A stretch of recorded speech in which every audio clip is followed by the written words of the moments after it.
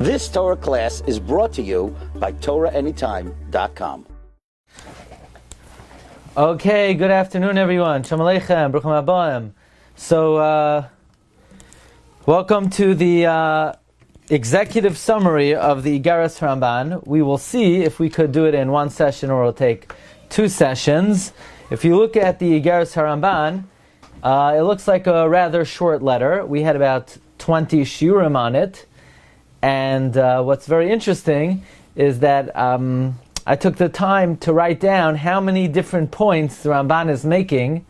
And amazingly, I came up that the Ramban is making 50 nekudas in the Iggeres Ramban.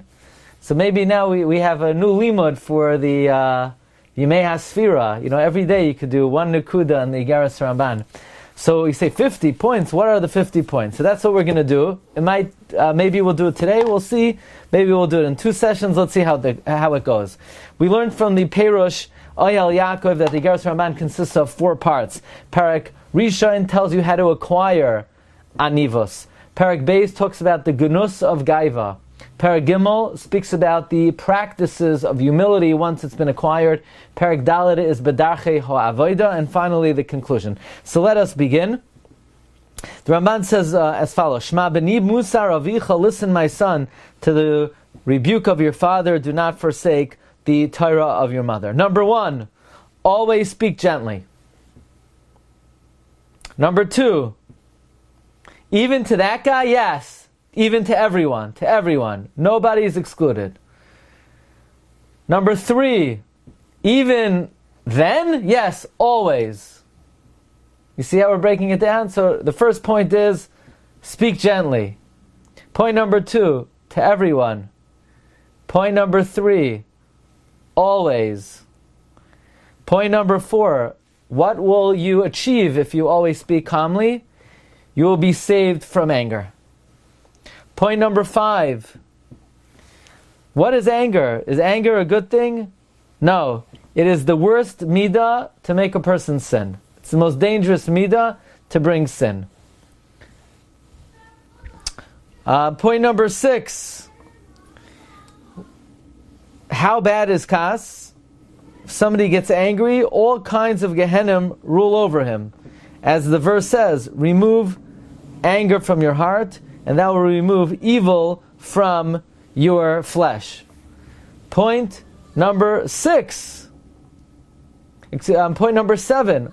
What is evil? Gehenim is evil. Gehenim is the epitome of evil. The definition of Ra is Gehenim. Then the Ramban says, point number 8, when you are when you're saved from kas, you will humility will arise in your mind. Humility will come up into your personality. The way we explain that is that these good characteristics, these good midos are already programmed into the neshama, and it's just a matter of accessing them and bringing them up. And when a person is saved from humility, when a person is saved from anger, then automatically humility will rise up in one's heart. What is humility? The Ramban says, humility is the best midah of all the midas. That is point number 9. Point number 10. Through humility, it will lead to fear of Hashem. Humility will bring you to the fear of Hashem. That's the point number 10. Humility will bring to the fear of Hashem. Point number 11, how will humility bring to the fear of Hashem? You will think, someone who is humble will think where he came from a putrid drop, where he's going, to a place of worms and maggots. And one is Rima v'Tailea b'chayav. And one will think about who he has to give a din v'cheshbon to. Apparently, without humility, you're not going to think about these things. Why would I ever think that I'm a worm? Why would I ever think where I come from? I need humility to think about these things to bring to fear of Hashem. Number 12. The Ramban paints for us the image of what it means we have to give a din v'cheshbon before HaKadosh Baruch Hu. Hashem's magnitude and majesty is so great, even the heavens cannot contain him. Certainly, the hearts of man. So that's the image of what it means we have to appear before HaKadosh Baruch Hu. This is something beyond our grasp. The magnitude is astronomical. Then, point number 13. When a person thinks about these things, you will fear Hashem. In other words, these three thoughts will lead to fear of Hashem. And thereby you won't sin. Which again comes to teach that without humility, we will be lacking the proper weapons to prevent us from sinning.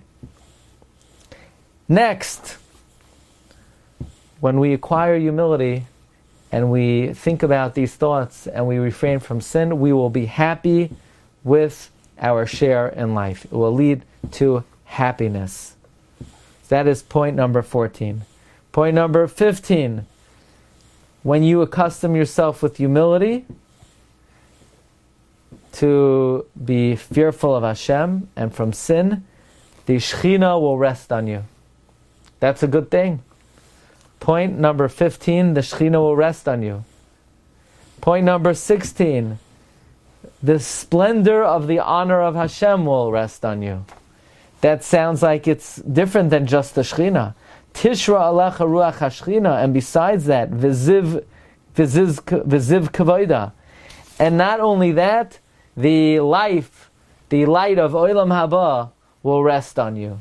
By the way, that could be explained based on what we recently learned in Perkei Avos from Rabbi Eliyahu HaKohen of Izmir, that when a person does a mitzvah, Hashem gives them a sense of Olam Haba. That's the meaning. Re'ei anoichi noisen lefnechem hayoim bracha. See, I place before you today bracha. That is Perek Aleph of the Iggeres HaRamban. Perek Beis. The Ramban says somebody who is arrogant over other people, he is rebelling against Hashem. So that's the first thing. Arrogance is rebellion against the Creator. That is number 18. Number 19, why is it a rebellion? Because you're using Hashem's cloak. God's cloak is arrogance. Hashem malach geus lavesh. Then the Ramban goes through various points of what a person could be arrogant about. Wealth, says Ramban, Hashem could take it away easily. That is point number 20. Point number 21, honor doesn't belong to you. It belongs to HaKadosh Baruch Hu. It says, V'hakavod milfanecha. Wisdom, Hashem could take wisdom away in the snap of a finger. That's point 22. Point 23, everyone is equal in the eyes of Hashem. In the eyes of HaKadosh Baruch Hu, everyone is equal. So you say, I don't have to honor my rabbi, I don't have to honor my father, I don't have to honor a chacham. No. That's not when you pull out the card, everyone is equal in the eyes of Hashem. When it comes to showing honor to other people, you have to think they're greater than you.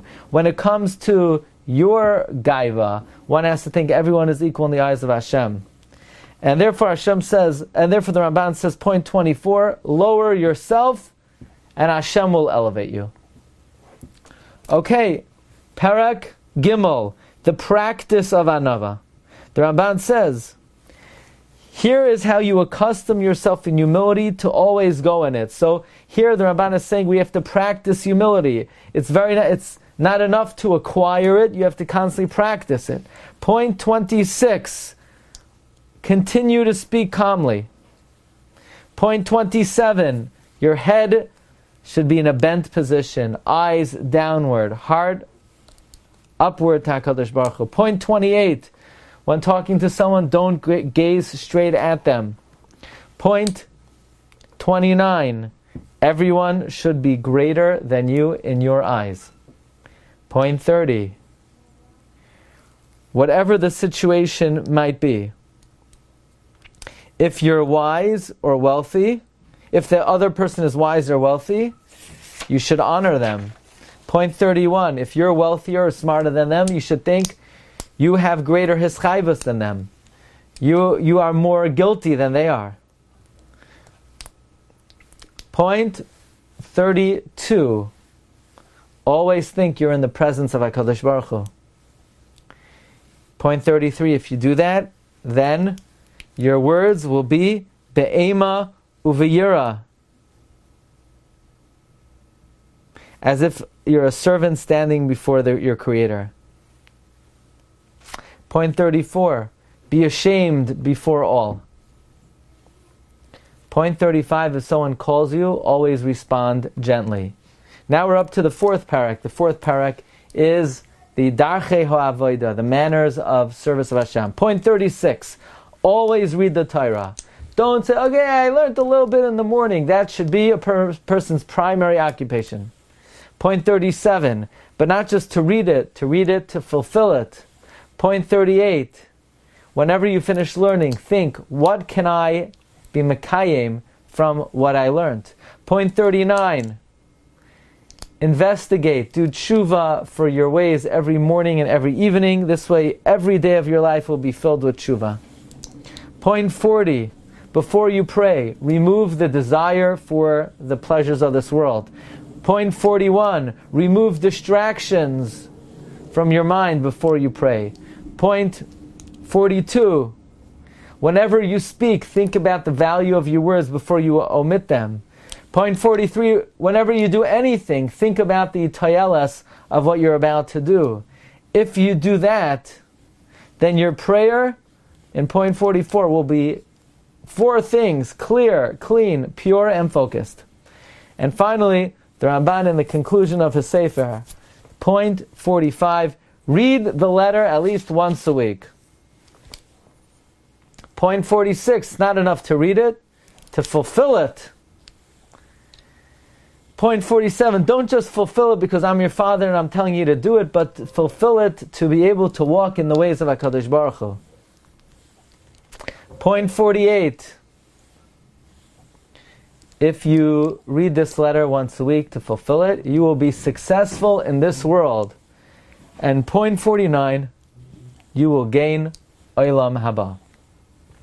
And the Ramban concludes, for the 50th point of the Iggeres Ramban, each day you read this letter, you will be answered from Shamayim. So, we hope in the zchus of our learning this limud together, we hope be'ezras Hashem, HaKadosh Baruch Hu should answer all of our tefillos. B'midah toiva, Yeshua, Berachamim. But again, the primary principle of the Iggeres Ramban is that through humility, ultimately a person comes to fear HaKadosh Baruch Hu and to refrain from sin. And by doing so, they're zoicha to have the Shechina rest on a person, the splendor of the Shechina rest on a person, and Olam Haba, and a person will be successful in this world. And it all comes from that small practice of training oneself to speak calmly. Okay, stay tuned for the next limud, and whether we begin tomorrow, we'll keep everybody posted as Hashem. Shkoyach. So far we did the Taimar Devaira, we did the Iggeres Hagra, and now Baruch Hashem the Iggeres HaRamban, and HaKadosh Baruch Hu should give us siyata d'shmaya to Lilmoid Lamed Sfarim Acherim Lishmar V'Lasses. Okay, everyone, have a great day. Shkoyach for listening. Bracha v'hatzlacha. You've just experienced another Torah class brought to you by TorahAnytime.com.